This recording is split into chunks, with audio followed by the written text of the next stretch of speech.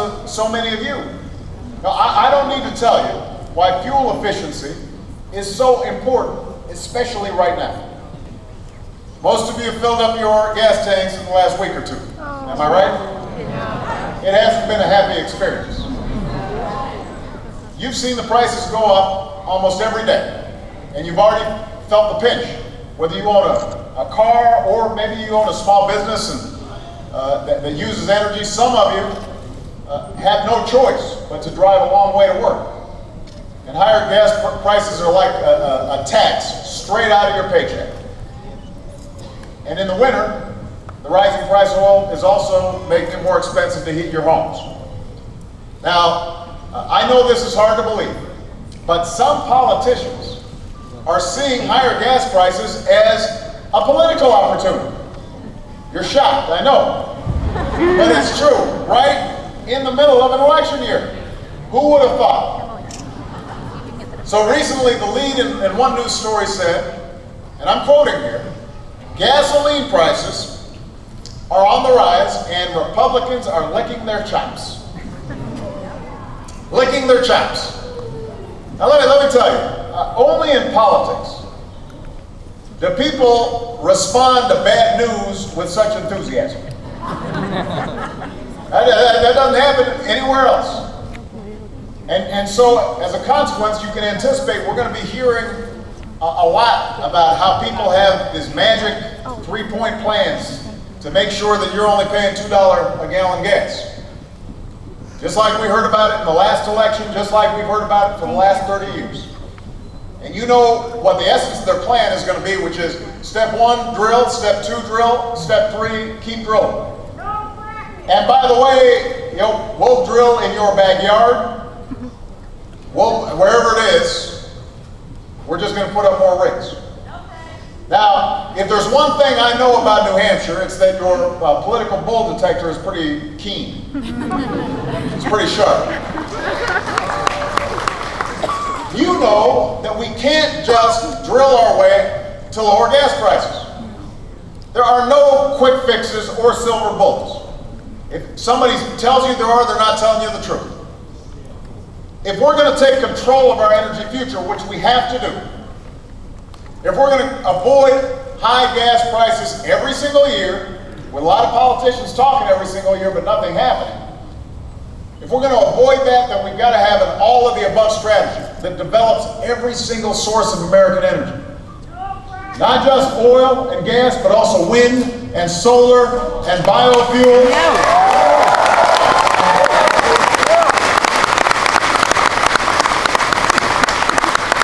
We've got to keep developing the technology that allows us to use less oil in our cars and trucks. Less oil in our buildings and our factories. And that's the strategy we've been pursuing for the last 3 years. And it's the only real solution to this challenge. Now here's the good news. We're making progress. And you can see it in this chart. There's a chart behind me right here. We're using visual aids today. The bar on the left shows that 6 years ago, 60% of the oil we used was imported. Since I took office, America's dependence on foreign oil has gone down every single year.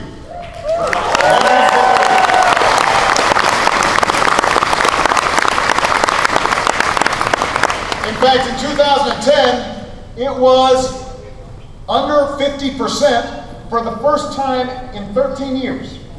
For the first time. And, we gave one of these handy charts to everybody who came today. So you can impress your family and friends with your knowledge. It makes a great conversation piece at parties.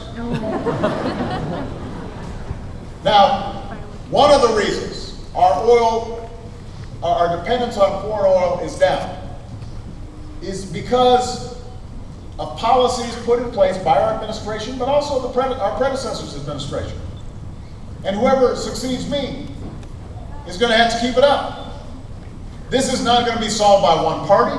It's not going to be solved by one administration. It's not going to be solved by slogans. It's not going to be solved by phony rhetoric. It's going to be solved by a sustained, all of the above energy strategy. And no matter what you hear from some folks in an election year, the key part of this strategy over the last 3 years has been to increase safe, responsible oil production here at home while also pursuing clean energy for the future. We don't have to choose between one or the other, we've got to do both.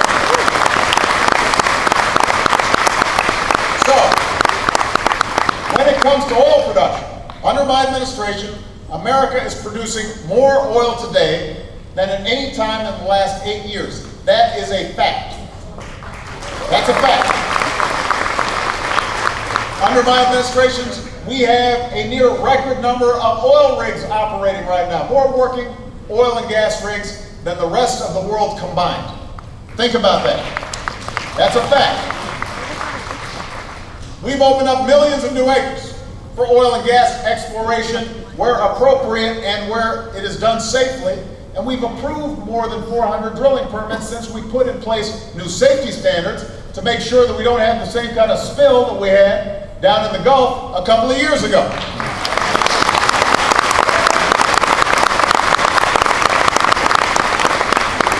And we've approved dozens of new pipelines to move oil around, including from Canada. Just this week, we announced that we'll do whatever we can to help speed the construction of a pipeline in Oklahoma that will relieve a bottleneck for oil that needs to get to the Gulf. And that's going to help create jobs and encourage production. So we're focused on American oil production. We are doing all that we can in a safe, responsible way to make sure that American oil production and gas production is high. But here's the thing.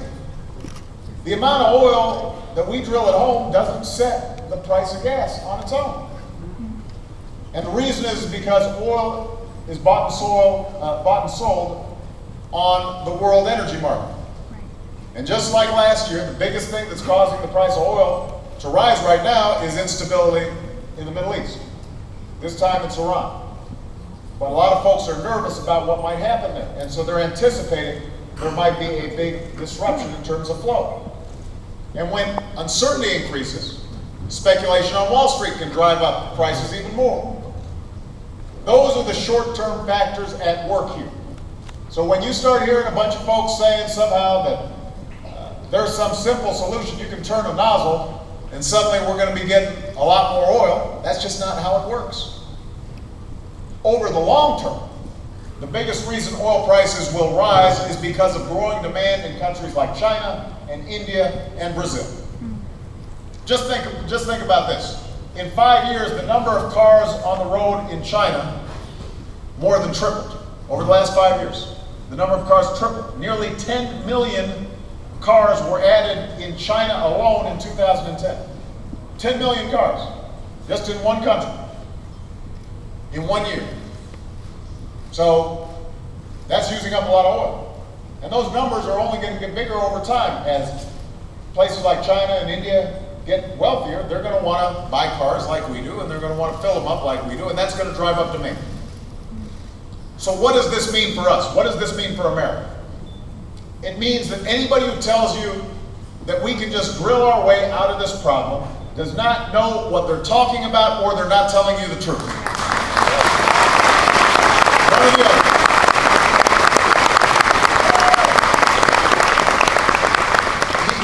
Here's another way to think about it. The United States consumes more than 20% of the world's oil, but we only have 2% of the world's oil reserves. 20% we use, we only produce 2%. And no matter what we do, it's not going to get much above 3%. So we're still going to have this huge shortfall. That's why if we really want energy security and energy independence, we've got to start looking at how we use less oil and use other energy sources that we can renew and that we can control, so we are not subject to the whims of this lobbying in other countries.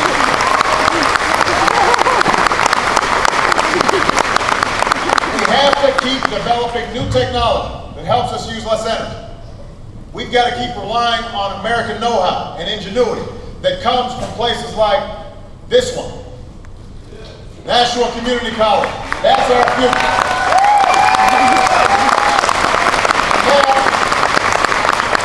That's exactly the path that we've been taking these last 3 years. Because of the investments we've made, the use of clean, renewable energy in this country has nearly doubled. And thousands of Americans have jobs because of it. We're taking every possible action to develop a near 100-year supply of natural gas, which releases fewer carbons. Now that's something that experts believe will support more than 600,000 jobs by the end of the decade. Our cooperation with the private sector has positioned this country to be the world's leading manufacturer of high-tech batteries that will power the next generation of American cars.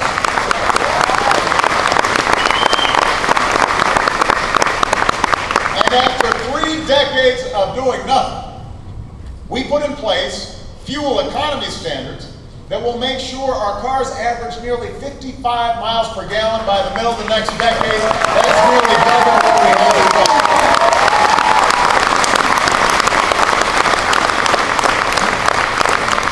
And that, by the way, applies not just to cars, it applies to light trucks, and now it's going to apply to heavy trucks as well. So that means that every time you fill up, you can think to yourself, you know what, I won't have to fill up again for 2 weeks instead of 1 week. Yeah, that's worth applauding. Because what that means is that'll save the typical family more than $8,000 at the pump. And it means that this country will reduce our oil consumption by more than 2 million barrels a day, which means we can continue to see a decline in how much imported oil we need. And that's good for our national security, that's good for our economy,